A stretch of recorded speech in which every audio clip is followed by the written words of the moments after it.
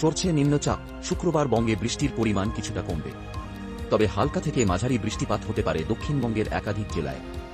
আলিপুর আবহাওয়া দপ্তরের পূর্বাভাস, আগামী সোমবার সপ্তাহের প্রথম কর্মব্যস্ত দিন থেকে দক্ষিণবঙ্গে ফের ভারী বৃষ্টিপাতের সম্ভাবনা রয়েছে। হাওয়া অফিস সূত্রে খবর যে নিম্নচাপের জন্য বাংলায় বৃষ্টি হচ্ছিল তা সরছে ঝাড়খণ্ডের দিকে।